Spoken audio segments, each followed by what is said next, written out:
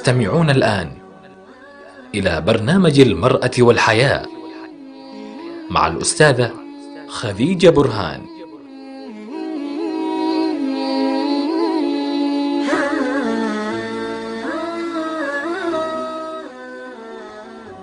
السلام عليكم ورحمة الله وبركاته، مستمعي راديو السلام حول العالم أينما كنتم. أهلا وسهلا بكم في الحلقة الأخيرة والمميزة من الموسم الأول من برنامج المرأة والحياة. وحقيقة يعني احنا حابين في هذه الحلقة نسلط الضوء على الكثير من الأسئلة والاستفسارات اللي جاتنا على أرقام التواصل وعلى الخاص، وحابين في هذه الحلقة بالذات نجاوب على كثير من الأسئلة للحلقات التي تم عرضها والحديث عنها أو المواضيع اللي احنا تناولناها مع بعضنا البعض.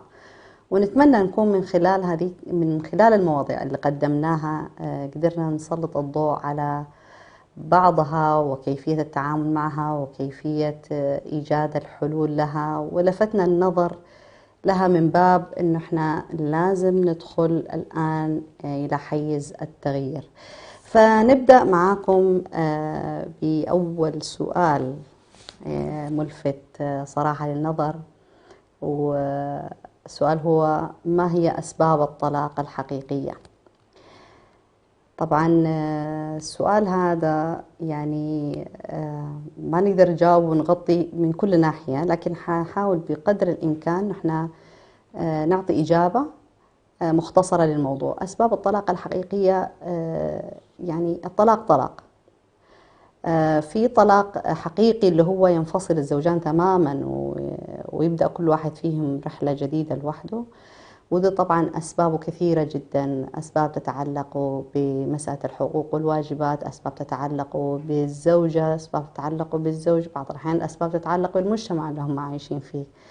لذلك ما في سبب واحد نقدر نقول هو هذا السبب للطلاق، لأنه مسألة الزواج أساسا مسألة معقدة، علاقة الزوجين علاقة معقدة، فأي سبب يحدث للطلاق لن يكون هو هذا السبب الوحيد الذي يؤدي للطلاق، إنما هي مسألة تراكمات سواء من جهة الرجل أو المرأة، فيوصلوا من خلال أنه عدم وجود حلول لها أو عدم تقبل الطرف الآخر للحلول والعمل على يعني تطبيق الحلول في واقع الحياة إلى حدوث الطلاق والانفصال. هذا باختصار بصفة عامة يعني. فمسألة الطلاق لما نحن نسمع فلان طلق فلانة ولا فلانة طلقت، هم لما يقولوا لك أو لما يقولوا سبب معين ليس هذا هو السبب الوحيد، إنما يكون في أسباب قبله. طبعا في طلاق يحدث في بداية الزواج اللي هو الطلاق السريع، هذا زي الزواج السريع، يعني هذا بيكون عدم النضج الزوجين وعدم إدراكهم لموضوع الزواج وأنه هو ميثاق غليظ ومسألة حقوق وواجبات، فما كان عندهم أساسا معرفة بموضوع الزواج، فبالتالي خاضوا موضوع الطلاق. يعني لما لقوا نفسهم أنه هم خلاص ذهبت السكرة وجاءت الفكرة، اكتشف الرجل أو المرأة أنه الموضوع أكبر من قدرته أو أكبر من قدرتها، ففضلوا أن يكون في طلاق. طبعا في أسباب كثيرة جدا، أنا قاعد أتكلم بصفة عامة. في أسباب كثيرة جدا، ممكن تكون سوء تعامل الزوجة، سوء خلقها، ممكن يكون بخل الرجل، ممكن يكون فساد دينه أو دينها، في أشياء كثيرة جدا لأسباب الطلاق الحقيقية. عندنا سؤال كمان اللي هو: هل يجب على المرأة أنها تترك صديقاتها لأنها تزوجت، وهل يجب أن يترك الرجل صديقه لأنه فقط تزوج؟ طبعا الطبيعي أن الإنسان يعيش مع أصدقائه، والزواج هو إضافة للحياة السابقة التي كان عليها سواء كان الرجل أو المرأة. سوء تصرف كلا الرجل أو المرأة لما يتزوجوا يتركوا أصدقائهم، عدم فهمهم لموضوع الحياة الزوجية أو الزواج والعلاقات والأصدقاء والعلاقات وأثر هذا الشيء، عدم فهمهم الصحيح هذا اللي يخليهم يتخذوا هذه الخطوات. فالمرأة ما تأخذ موضوع الصداقة بجدية، كأنها هي في وقت الفراغ تكون صديقات، وبعدين لما تتزوج تعتقد أنه هو خلاص هذا الزواج هو المنتهى وهو الأمل وهو المنى، فتلغي كل حياتها السابقة. لذلك المرأة بعد فترة من الزمن يؤدي بهذا التصرف أنه تدخل في حالات اكتئاب وزعل ولوم من نفسها وتلوم زوجها وتلوم أولادها أنه هي ما عاشت الحياة، وتجلس دائما تندب حظها وتتذكر الماضي. ونفس الشيء الرجل بعض الأحيان، قليل بس من الرجال اللي هم يتركوا أصدقائهم لأنهم تزوجوا، هذول قليل. احنا قلنا الرجل ينظر للمرأة أو الزواج أنه إضافة لحياته، مو معقول يغير حياته كلها ويلغي كل الناس اللي كانوا قبل الزواج وبس لأجل أنه هو يتزوج. فهنا طبعا مطلوب أنه كل من الرجل والمرأة لازم يحافظوا على علاقات الصداقة، لأنه هذه العلاقات هي اللي تعطيهم توازن في رحلتهم في الحياة. احنا في الحياة مش محتاجين بس أزواجنا أو محتاجين زوجاتنا فقط، إنما نحتاج علاقات غير هذه، نحتاج أصدقاء، نحتاج إخوة، نحتاج أخوات، نحتاج يعني علاقات اجتماعية واسعة جدا، وهذا يعطينا إحساس بالراحة والتوازن والإنتاج يعني والإبداع في الحياة. طيب عندنا سؤال كمان اللي هو كيف يمكن للشخص أن يتعامل مع مشاكل الغيرة؟ هذا السؤال والله أنا حابة أني أنا أجاوب عليه الآن، بس أنا حابة أجاوب عليه في آخر السؤال، يعني كآخر سؤال في حلقة اليوم اللي هي الحلقة الأخيرة، فاسمحوا لي أن أنا راح أجل الإجابة عليه لما بعد. يعني هناخذ السؤال اللي بعده: هل الثقة بين الزوجين يمكن أن تعود بعد انعدامها بسبب المشاكل وكيف؟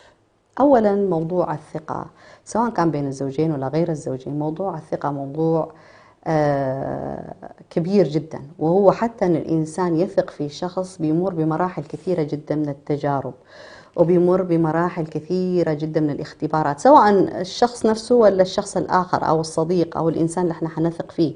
فينا في علاقة الزوجين الرجل والمرأة بيختبروا بعض اختبارات طويلة جدا وكثيرة جدا في مواقف قد تكون صغيرة وكبيرة، ويتكون عملية ثقة. والثقة مبنية على إيش؟ مبنية على الصدق والصراحة وعلى الاحترام للطرف الآخر وعدم التقليل من شأنه. فلما نقول هنا في هذا السؤال أنه بعد انعدامها، أول شيء لازم نسأل ما هي أسباب انعدام هذه الثقة؟ هل حدث كذب مثلا، عدم وضوح، عدم احترام، عدم صدق مثلا في العلاقة أو في الكلام أو في الصحبة أو في أي شكل من الأشكال؟ لازم ندخل في الأسباب الحقيقية للانعدام. أول شيء لازم نبحث كيف تكونت هذه الثقة. الآن مع الأسف الشديد اللي قاعد يحدث إيش هو؟ نحن بنعطي ثقتنا للأشخاص من مجرد عملية الارتياح النفسي لهم. يعني أرتاح أنا نفسيا لوحدة، وبعدين بعد كم فترة لقاءات وخروج ودخول وكلام ونقاشات ومش عارفة إيش، أشعر أني أنا أثق فيها وأعطيها ثقتي. أعطيها ثقتي وبعدين لما تخذلني مثلا أو تفقد، يعني أفقد ثقتي فيها، أنا أزعل وأقول والله فقدت ثقتها. هو سؤال أنت أعطيتيها ثقتك بناء على إيش؟ وهل هي قبلت هذه الثقة أو هي كانت تطلبك أساسا هذه الثقة؟ بعض الأحيان نحن نلبس الناس الصورة الذهنية اللي عن أنفسنا لهم. أكون أنا مثلا إنسان محترم جدا، أخلي كل الناس حوالي أن هم كلهم محترمين، نفس المقياس يقيسوا بها أعمالهم. وهنا الموضوع مختلف تماما. في الصداقة نفس الشيء. هذه الصور الذهنية اللي نرسمها عن أنفسنا لما نعطيها للآخرين نمنحها، نحن اللي قاعدين ننصدم. فهنا لما يكون في ثقة تكون بين الزوجين، معناها أن هم إما أنهم مروا بمراحل طويلة جدا من الاختبارات ومن التجارب ومن العلاقة ومن الوضوح ومن الصدق لأجل ذلك تكون، أو أنه أحدهما منح الآخر ثقته بدون ما يختبروا اعتمادا على عاطفته، على الحب، على المشاعر الجميلة، على اللحظات السعيدة اللي عاشوها مع بعضهم البعض، على شوية اختبارات بسيطة جدا، خلاص أعطيت ثقتي أنا لهذا الرجل أو لهذه المرأة. فإذا كان هذا هو الحال وانعدمت الثقة، ما نقدر نقول أنه تعود أو لا تعود، إنما نقول اللي قاعد يسأل هذا السؤال يقول أنا فقدت ثقتي في زوجي أو فقدت ثقتي في زوجتي، لازم يرجع السؤال لنفسه. أساسا على أي أساس أنت منحت أو أنت منحت ثقتك لزوجك؟ وأكيد أنه مسألة لما تنعدم الثقة ونبدأ نعيدها أو نعيد تكوينها في علاقة الرجل والمرأة، ناخذ فيها جهد أكثر الآن، لأنه في تجربة سابقة في فقدان ثقة وفي أسباب صارت يعني لفقدان الثقة، فهناخذ جهد طويل جدا ورحلة طويلة جدا في إن احنا نستعيد الثقة. هيحتاج الطرف اللي احنا فقدنا ثقتنا فيه يثبت لنا الآن حسن النوايا وصدقه ووضوحه في هذه العلاقة، وهيحتاج الطرف الذي خذل في هذه العلاقة أو فقد ثقته أنه يستعيد أول شيء ثقته بنفسه حتى يستطيع الآن يقيس الأمور ويحكم عليها بشكل صحيح.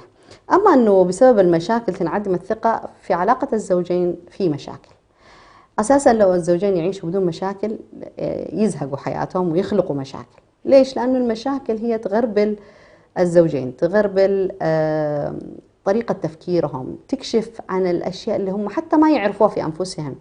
نحن في داخل أنفسنا في زوايا معينة أو جوانب معينة نحن ما نعرفها. مو كل شيء نحن نعرفه عن أنفسنا. ما في إنسان يجي يقول أنا أعرف كل شيء عن نفسي، هذا الشيء غير صحيح. يعني شئنا ما بين في زوايا معينة، في جوانب معينة لا نعرفها عن أنفسنا، الطرف الآخر هو اللي يقول لنا أنت فيك كذا وكذا وكذا وكذا. وممكن يكون مو لازم يكون زوج ولا زوجة، ممكن يكون أصدقاء، ممكن أطراف يعني خارج العلاقة، هذول هم اللي يقولون لنا أنت فيك كذا وكذا وكذا. فبالتالي وجود المشاكل مش هو اللي يدعو نحن نفقد ثقتنا بأزواجنا أو زوجاتنا، إلا إذا كان نوعية المشاكل تختلف طبعا. لكن المشاكل أساسا هي بتقوي العلاقة وبتصقل العلاقة نفسها وتخليها بدون شوائب، وتحسن موضوع الثقة بين الزوجين، لأنه كل منهما لما يعني يعارك المشكلة ويحاول يوجد لها الحل ويكون عامل حسابه أنه في طرف ثاني في هذا الحل، فهو هنا بيثبت حسن النوايا ورغبته في الاستمرار في علاقة الزواج، ورغبته كمان في أنه يعيش حالة من الحب والهدوء والسكينة مع هذا الرجل أو مع هذه المرأة. فهذه المشاكل بالعكس بتخلي ثقتنا بأزواجنا أو زوجاتنا هي اللي تتأصل وتتقوى. فمو كل مشكلة خلاص أنا فقدت ثقتي فيه ولا فقدت ثقتي فيها، لا، الموضوع أكبر من كده، خاصة في علاقة الرجل والمرأة في الزواج. عندنا السؤال اللي بعده، كيف يمكن للشخص أن يتعامل مع كلام الناس الخارجي الذي يؤدي إلى التشكيك في الزوج؟ السؤال هذا معناه يعني مثلا كما طرح طبعا، انه مثلا تخيل مثلا واحدة تقول لصاحبتها مثلا المتزوجة، تقول لها تخيلي على سبيل النكتة يعني والقصة، تخيل لو زوجك يخونك ولا يكلم واحدة ولا يسوي ولا يفعل، يعني تخببها على زوجها يعني. طيب بس بالكلام والمزح موجد. هل كيف يتعامل الإنسان مع هذا النوع من الكلام؟ أول شيء المرأة اللي تقبل أنها تسمع من طرف آخر شيء سيء عن زوجها، زي كذا مثلا تيجي واحدة مثلا صديقة تقول لها تخيلي لو كذا صار، تخيل لو زوجك سوى فيك، تخيلي تخيلي تخيلي، بعدين خلاص تستفز مشاعرها، ولما تشوفها أنها استفزت تقول لها والله كنت أنا أمزح معاكي بس أختبرك. الصداقة اللي تكون بهذا الشكل هي لازم المرأة المتزوجة هذه لازم توقف صديقتها عند حدها. ليش؟ لأنه النار من مستصغر الشرر. هذه الكلمات لما تدخل الأذن يستقبلها الشيطان، فيدخل في الخيال ويدخل في المشاعر ويدخل في الأوهام، وتصير تبني على الكلام الباطل ذا والكلام الفاسد هذا قصص في ذهنها، فيتهيأ لها أن كل سكون للرجل وكل حركة يسويها هي وراها شيء، يخفي وراها شيء. فهنا الإنسان العاقل أو المرأة العاقلة أو الرجل العاقل هو اللي يسد الأبواب هذه من أولها، ما يقبل أن يسمع الرجل عن زوجته لا على سبيل المزح ولا الجد من أحد هذا الكلام، ولا المرأة تقبل هذا الشيء لا على سبيل المزح والجد. لأنه إذا كان أصدقائنا أو الناس اللي حولنا يعني يحبونا بجد وبصدق وكانوا في علاقتهم معنا صادقين، هم لن يخبرونا بهذا الكلام على سبيل المزح، لو على سبيل الجد حتى لن يخبرونا به، ما راح يطلعون على ما لم نطلع نحن عليه. تخيلوا يكون في صديق أو صديقة يكونوا صادقين مع أصدقائهم، هل لما يعرفوا شيء سيء عن مثلا زوجة هذا الرجل ولا عن زوج هذه المرأة انهم حيجوا على طول يقولوا لهم عشان ينكدوا عليهم ويقطعوا حبال المودة اللي بينهم ويخربوا بيتهم مثلا؟ لا يمكن طبعا، مستحيل هذا الكلام، لأن هذول عقلاء. لكن إذا كانوا الأصدقاء أساسا يعني من النوع المجانين والطايشين واللي ما عندهم اهتمام، وينطلقوا من مبدأ إنه أنا أحب صديقتي ما تكون مخدوعة، ولا أحب صديقي يكون مو مخدوع، وعلى طول أروح أقول له، هنا لازم يسأل نفسه هو إيش يستفيد من هذا كله.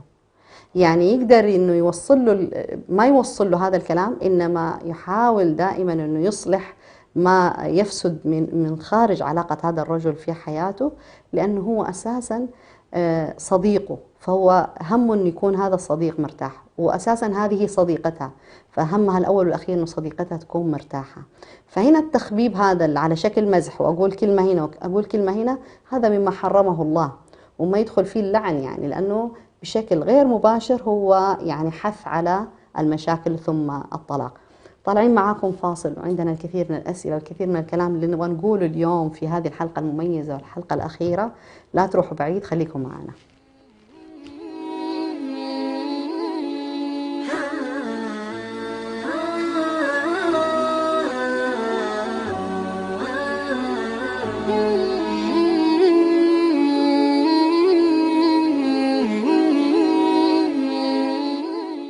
لم يكن الإعلام وليد عصر من العصور أو حضارة من الحضارات، فلا يوجد زمن من الأزمنة قديما أو حديثا إلا واحتل الإعلام مكانة فيه. ومن هنا انطلق راديو سلام مستخدما جميع الوسائل المتاحة على الأقمار الصناعية ومنصات البث على الإنترنت والتطبيقات، ليصل إلى جمهوره، ليكون وسيلة إعلامية مسموعة متخصصة في الشأن الإريتري، ويبث باللغتين العربية والتجرينية على مدار الساعة.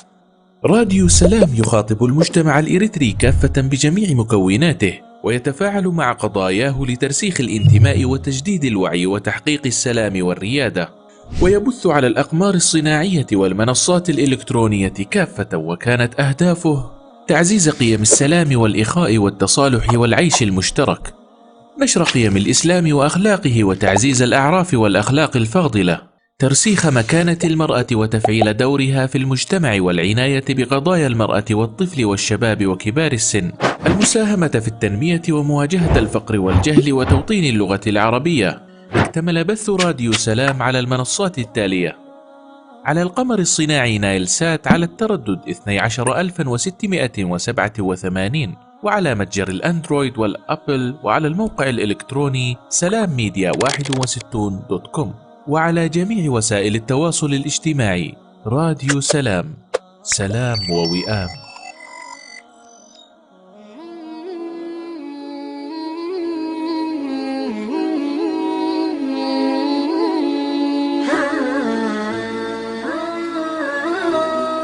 تستمعون الآن إلى برنامج المرأة والحياة مع الأستاذة خديجة برهان.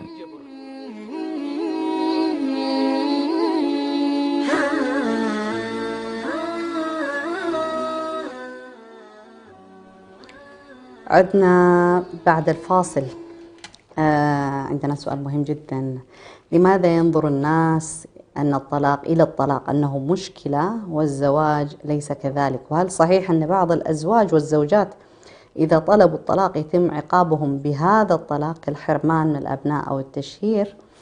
للتوضيح بس هذا السؤال، إيش معنى هذا السؤال؟ السؤال هذا معناه أنه ليش ننظر نحن إلى الطلاق أنه هو مشكلة وأنه شؤم وأنه كارثة وأنه مصيبة، وما ننظر إلى الزواج بهذا الشكل؟ أول شيء الله سبحانه وتعالى لما قرر للرجل والمرأة أن يلتقوا تحت ميثاق غليظ اللي هو ميثاق الزواج، جعل في هذا الزواج في خير كثير. ولأن الأنفس ممكن تتغير، وممكن يصير فيها ما يصير، وممكن ما يتفقوا، ممكن يختلفوا، ممكن أي شيء، فجعل أيضا في الطلاق خير لهم. لذلك الله سبحانه وتعالى قالوا: إن يتفرقا يغني الله كلا من سعته. يعني كل من الرجل والمرأة الله سبحانه وتعالى سوف يرزقه ويغنيه عن صاحبه. هذا أول شيء. ثاني شيء، الناس هم اللي حرفوا موضوع الزواج والطلاق، فجعلوا في الزواج خير، حتى لو كان المرأة تعيش تحته في بؤس وشقاء وعناء، أو الرجل يعيش تحته في نكد وهم وغم، جعلوا في ظاهره أنه هو الخير. وجعلوا الشقاء وتفرق الرجل والمرأة وأنه كل واحد يبدأ حياته بشكل مختلف، هو جعلوا الشؤم والنكد وأنه يعني عذاب وأنه تعاسة. نحن بصفتنا مسلمين نعتقد أن الزواج والطلاق هو خير كيفما قدره الله سبحانه وتعالى. الله سبحانه وتعالى ما يقدر للإنسان أمر في شر، كل أمر لله في أمور تخص العبد هي فيها خير، علمه الإنسان ولا جهله. لكن الإنسان أو الناس لما تتبع مبدأ زي مبدأ النصارى ما جمعه الرب لا يفرقه إلا الرب، هنا يصير بالفعل الزواج كارثة والطلاق كارثة، أو الزواج في ظاهره كويس وفي باطنه جحيم.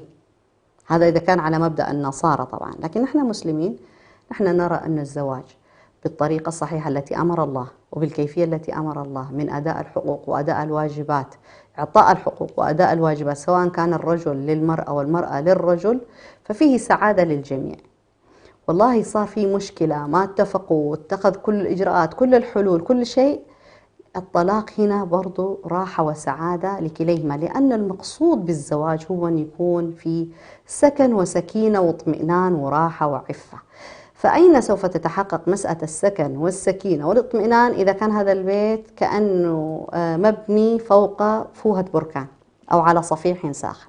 إذا دخل الرجل مشكلة، إذا دخلت المرأة مشكلة، إذا صار في أي بيت يعني يقدروا يعيشوا هذول الرجل والمرأة بهذه المشاكل، كيف يقدروا يتواصلوا، كيف يقدروا يكونوا في ألفة مع بعضهم البعض، كيف راح تتكون بينهم المودة والرحمة؟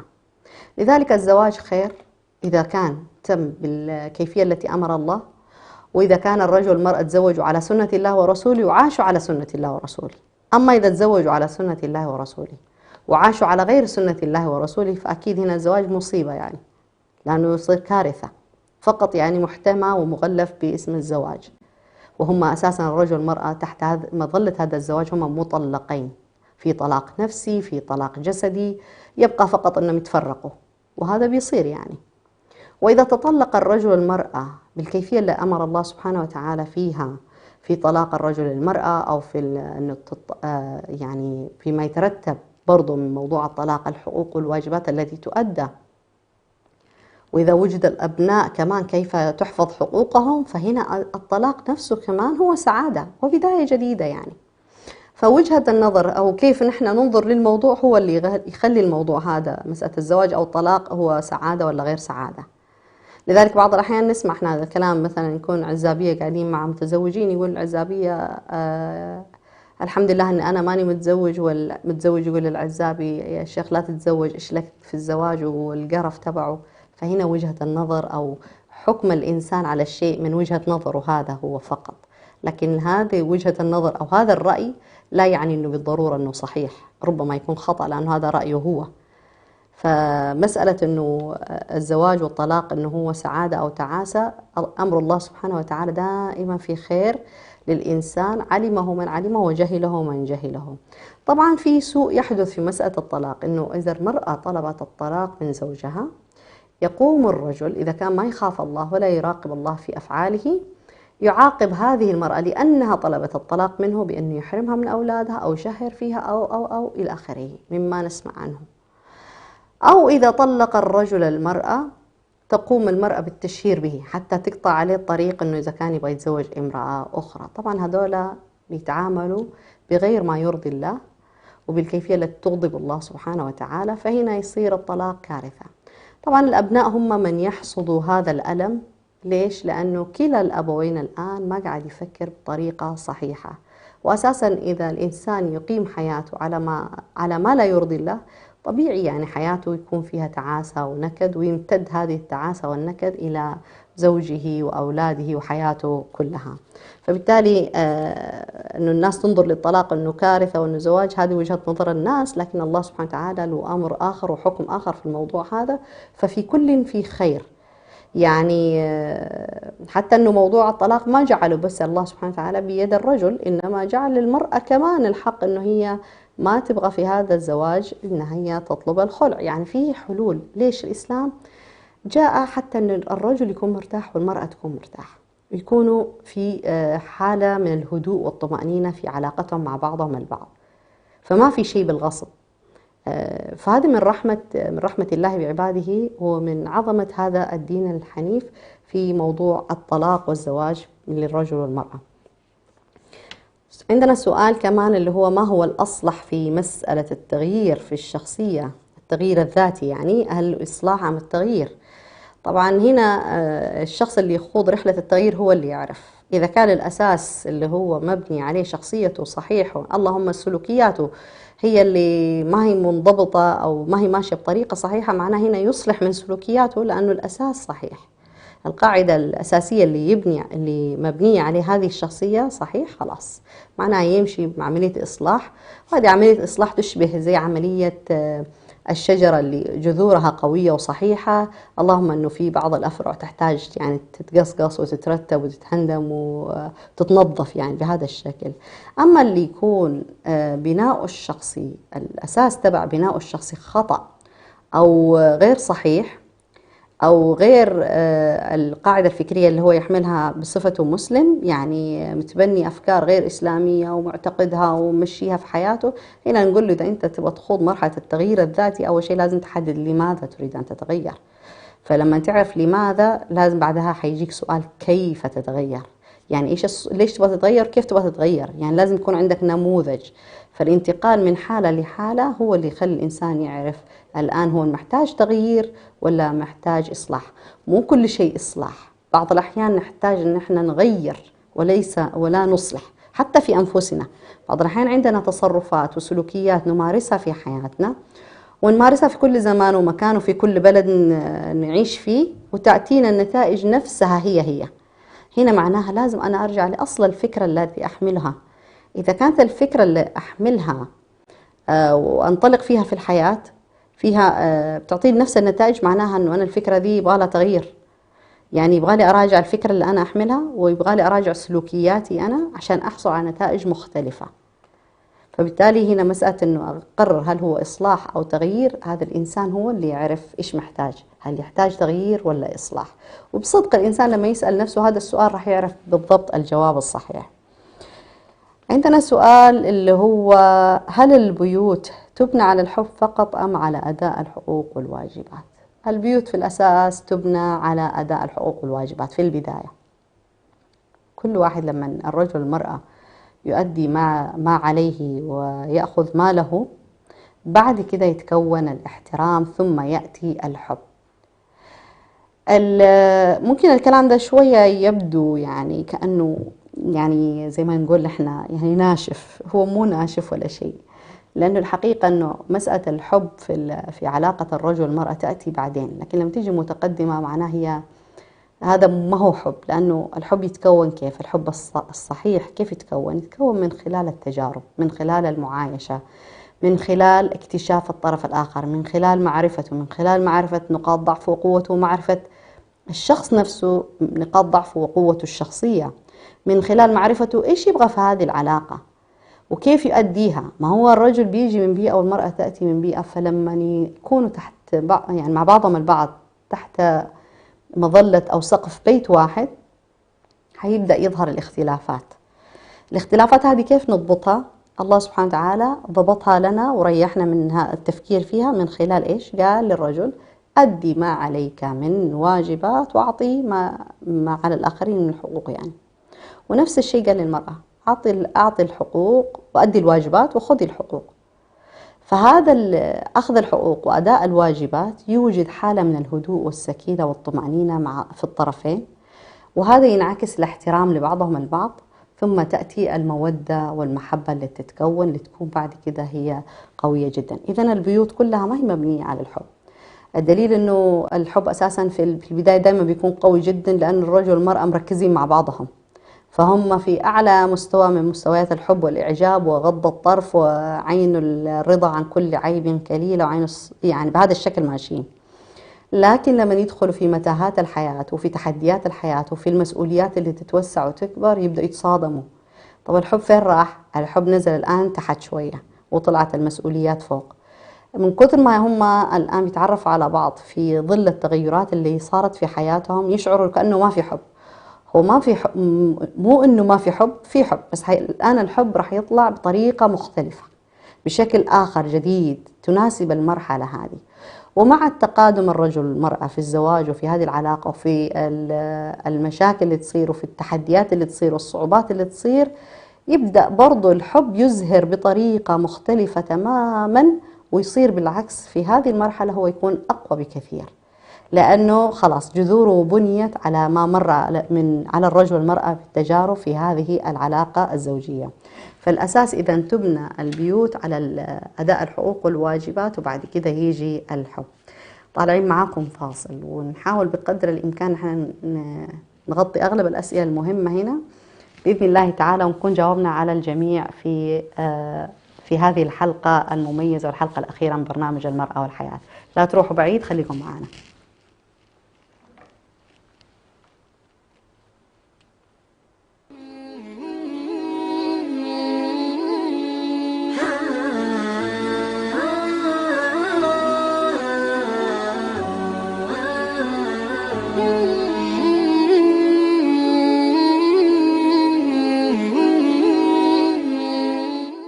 لم يكن الإعلام وليد عصر من العصور أو حضارة من الحضارات، فلا يوجد زمن من الأزمنة قديما أو حديثا إلا واحتل الإعلام مكانة فيه. ومن هنا انطلق راديو سلام مستخدما جميع الوسائل المتاحة على الأقمار الصناعية ومنصات البث على الإنترنت والتطبيقات، ليصل إلى جمهوره ليكون وسيلة إعلامية مسموعة متخصصة في الشأن الإريتري، ويبث باللغتين العربية والتجرينية على مدار الساعة.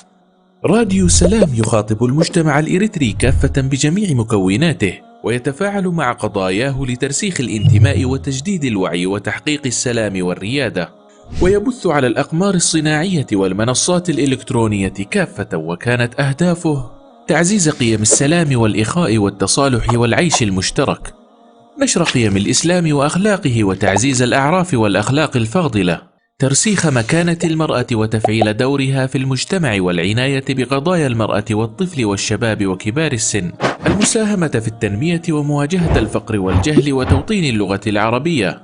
اكتمل بث راديو سلام على المنصات التالية: على القمر الصناعي نايل سات على التردد 12687، وعلى متجر الأندرويد والأبل، وعلى الموقع الإلكتروني سلامميديا61.com، وعلى جميع وسائل التواصل الاجتماعي.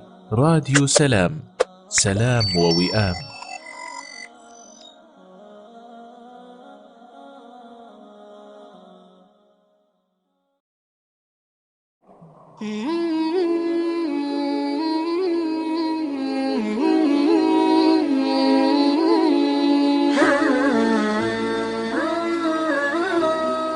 تستمعون الآن إلى برنامج المرأة والحياة مع الأستاذة خديجة برهان.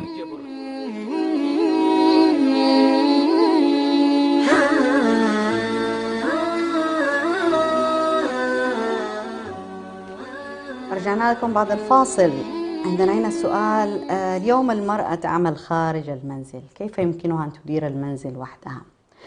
الأصل أن المرأة المتزوجة هي ما بتعمل، الأصل أن الرجل هو اللي يعمل، لكن في الوقت الحالي المرأة خرجت للعمل، مضطرة أو غير مضطرة ما نقدر نخوض في هذا الموضوع. المهم خرجت الآن المرأة للعمل ومساعدة هذا الرجل والقيام ببعض التكاليف للمساعدة ومساهمة في هذه الأسرة. كيف يمكنها أن تدير المنزل وحدها؟ طبعا تعمل المرأة خارج المنزل وترجع تشتغل جوا المنزل وتدير المنزل وتنتبه لأولاد ودراستهم وأخلاقهم وسلوكهم، موضوع شاق جدا ومتعب جدا وبصدق وهذا فوق طاقة المرأة. مع الوقت يظهر على سلوك المرأة أنها هي تتنرفز وتبدأ تطلع هذا الغضب على أولادها أو زوجها أو حياتها، والرجل ما هو فاهم إيش قاعد يصير، ليش كذا، إيش بها معصبة أو ليش زعلانة أو ليش ما هي قادرة تسيطر على الأمور، أو ليش البيت مو زي العادة، أو ليش الأولاد ليش وليش وليش وليش، والكثير من هذا كله. والمفروض أن الرجل والمرأة يكونوا يعينوا بعضهم البعض. فإذا خرجت المرأة للمساعدة لمساعدة زوجها في تكاليف الحياة، بعلمه وبرضاه، معناه هو من باب أولى أنه يحمل معاها شوية كمان. هو صح قاعد يخرج يعمل، أو ربما يكون ما يعمل، خلينا نفترض بس أنه قاعد يعمل، يساعدها في البيت. فأي نقص يحدث في البيت هو إذا يقدر يغطيه، يتقاسم معها بعض المسؤوليات داخل البيت بما يستطيع، لأنه المرأة ما راح تكون تعمل برا البيت وتصير جوا البيت هي الزوجة والأم والمربية وكل شيء، لا يمكن هذا الكلام. أما إذا كانت هي تبغى تخرج تعمل، فلازم تعرف ما الذي سوف يواجهها، إيش الأصل، الأساس إيش هو. الأصل هو المرأة أنها تبقى في البيت معززة مكرمة وتربي الأولاد وتقوم بواجباتها داخل البيت. فهنا المسألة ترجع للزوجين وكيف يرتبوا الموضوع بينهم وكيف يتفاهموا. لكن طبعا إذا كانت علاقتهم قائمة هي أساسا على المودة والرحمة والشفقة والعطف، فهو تقديم يد المساعدة من الرجل تدل على مروءته وكرم أخلاقه، لأن النبي صلى الله عليه وسلم كان يساعد أهل بيته. يعني والنساء زمان ما كانوا لا موظفات ولا شيء، لكن كان الرجل برضو يساعد في البيت، يخبز، يعجن، يساعد بالشيء اللي يقدر عليه في القيام بهذا العمل، وهو مأجور عند الله سبحانه وتعالى. وهذا ما يقلل من قدره، بالعكس يكبر في عين زوجته، يكبر في عين الناس، يكبر في عين أولاده، يكبر في عين نفسه أساسا، ويعظم شأنه عند الله.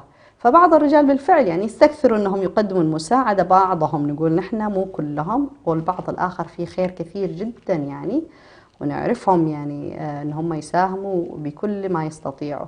أصلا يكفي أن الرجل يسأل المرأة إذا جات من برا وهي تعبانة يجيب لها كاسة موية باردة.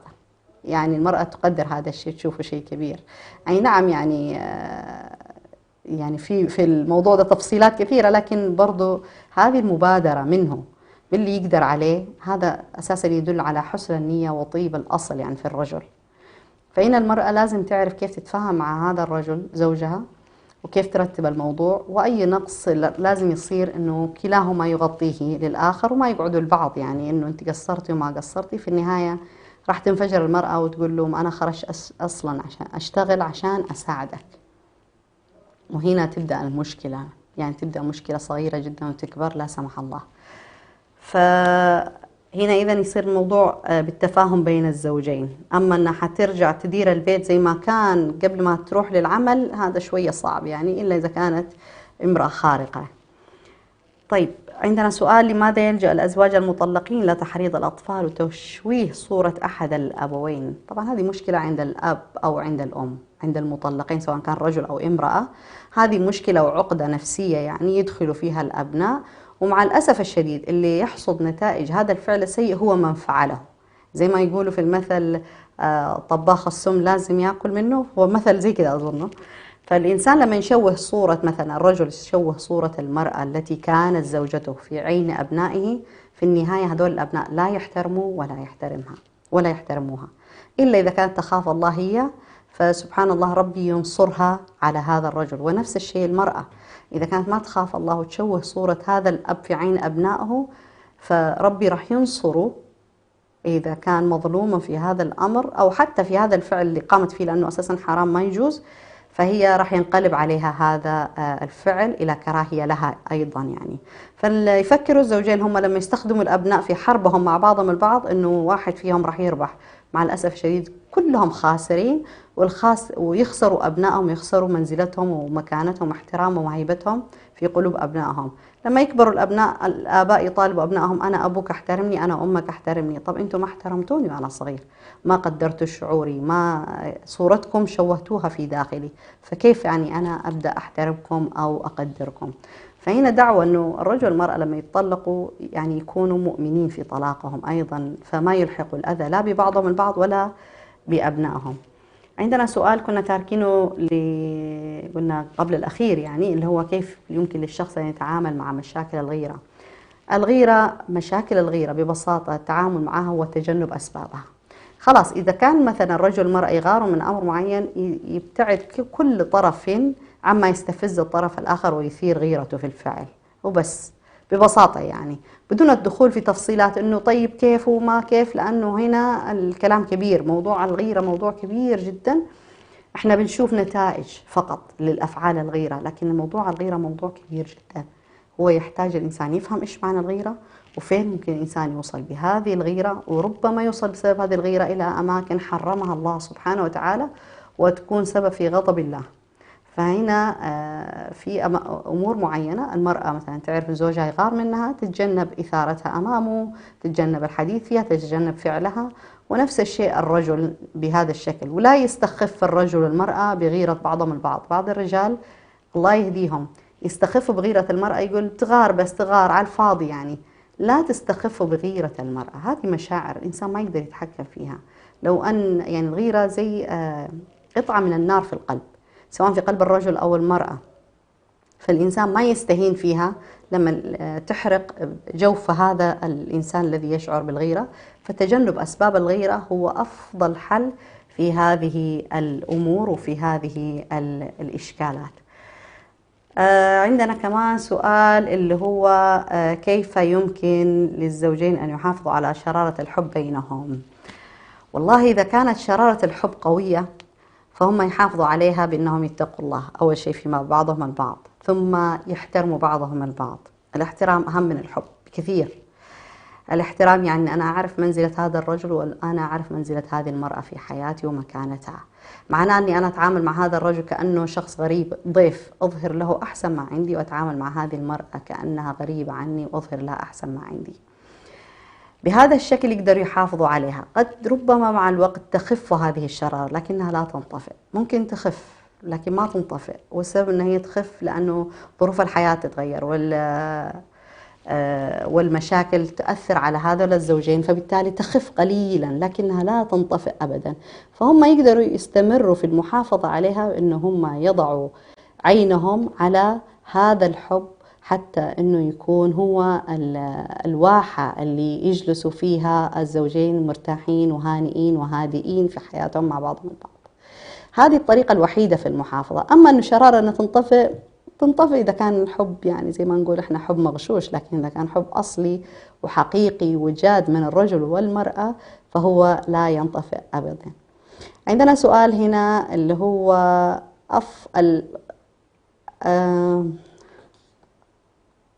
الحب أفضل قبل الزواج ولا بعده؟ طيب عندنا سؤال من الأخ موسى محمد يسأل سؤال يقول الحب قبل أية أفضل، الحب قبل الزواج ولا بعده؟ والله الحب قبل الزواج ما نعتبره احنا حب، حقيقة هو اسمه إعجاب فقط، يعني حتى لو أخذ مسمى الحب، لأنه ما حد يعرف الثاني الطرفين. الحب الحقيقي والمؤثر واللي يبني العلاقة بشكل صحيح يأتي بعد الزواج. ليش؟ لأنه بعد الزواج يختبر الرجل وتختبر المرأة، يختبر صدقهم، يختبر مدى جديتهم في العلاقة، يختبر عقلهم، يختبر حكمتهم، يختبر كل شيء فيهم، يدخلوا في اختبار طويل عريض. فهنا هذه الاختبارات كل ما تجاوزوها مع بعضهم البعض معناها هم حطوا أول بذور الحب، وبعد كده راح يشوفوا شجرة الحب كبيرة جدا. أما الحب اللي قبل الزواج احنا ما مسميه حب أبدا، هو مسألة إعجاب فقط يعني، وانجذاب كمان بطريقة أفصح أكثر، انجذاب الرجل للمرأة والمرأة لهذا الرجل وبس. وبعد كده يدخلوا في تعقيدات العلاقة اللي هي قد تكون بعد كده زواج إلى آخره إلى آخره. فالأفضل طبعا أنه في موضوع علاقة الرجل والمرأة في سؤال كمان جاء اللي هو المرأة هل تتزوج الرجل الذي تحترمه أو الرجل نفس الشيء أم الرجل الذي تحبه؟ طبعا الجواب هو تتزوج الرجل الذي تحترمه أو يتزوج الرجل المرأة التي يحترمها. ليش؟ لأن بعد الاحترام يأتي الحب، يأتي قوي، لكن لو جاء الحب لا يمكن يجي بعده احترام، لأنه دائما المحبان عندهم حالة من الأمان في علاقتهم مع بعضهم البعض، فما يهتموا، يعني يقل الحذر في علاقتهم في تعاملهم، فممكن يغلطوا على بعض، ممكن يسيئوا إلى بعض، ممكن يجرحوا بعض بدون ما يشعروا. لأنه دائما المفروض يكون مع الحب في حذر في أثناء العلاقة، إنه ما أذي هذا الشخص أو ما أسيء له أو ما أزعله أو ما أغضبه أو إلى آخره. ففي المحبة تسقط هذه الأشياء، فما يصير في حواجز وقيود، لذلك ما يجي بعده احترام. لكن لما يكون في احترام، الاحترام دائما بعده في النهاية يولد الكثير من المحبة الصادقة. طيب احنا تقريبا وصلنا لآخر كم دقيقة في حلقة اليوم، فأنا حابة من خلال هذه الحلقة أوجه رسالة لمستمعي راديو السلام أينما كانوا، وخاصة يعني مستمعين اللي ما بيتفاعلوا معنا.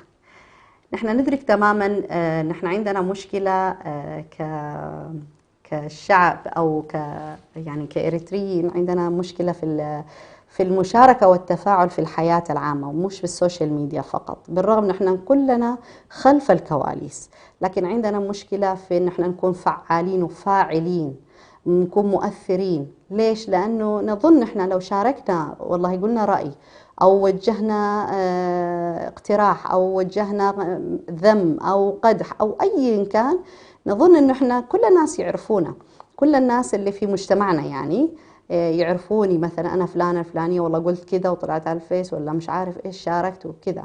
احنا عندنا هذا الشيء ليش؟ لأنه احنا جايين من تربيتنا اللي يعني اللي نتعامل معاها إنه كل شيء لازم يبقى كما هو، حتى إن احنا ما بنشارك لا مشاكلنا لا طموحاتنا لا أحلامنا ولا إنجازاتنا، ما بنشارك أي شيء في الحياة. نحن ما بنشارك بعضنا البعض مع الأسف الشديد إلا الأمور البسيطة التي لا تسعى أو لا تعمل معنا في مسألة التغيير. جزء من عملية التغيير في المجتمع في الأشخاص يأتي من أن أنت تكون تشارك بأي شكل من الأشكال. المشاركة هذه هي تعطي دائما تنقلنا نحن إلى مستوى أفضل بكثير. نحن من خلال برنامج المرأة والحياة بنحاول نغطي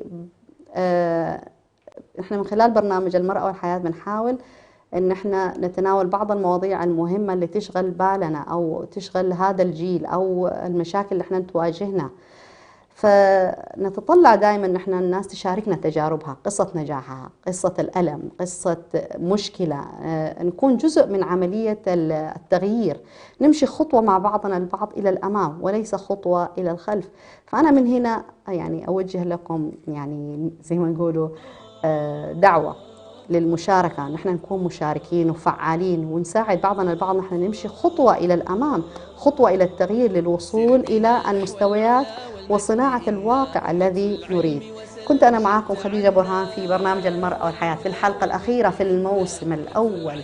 ألتقيكم بإذن الله في برنامج جديد، ما راح أقول لكم اسمه، إن شاء الله يكون هو مفاجأة للقادم، وحقيقة البرنامج القادم راح يكون مختلف تماما، وحيكون عندنا ضيوف من ذوي الاختصاص في جوانب تطوير الذات، في الجوانب النفسية، في مجال الاستشارات. نكون مستعدين تماما لسماعكم وتوجيه النصح والإرشاد لكم والسير مع بعضنا البعض خطوة نحو الواقع الذي نريد. أترككم في حفظ الله ورعايته، في أمان الله.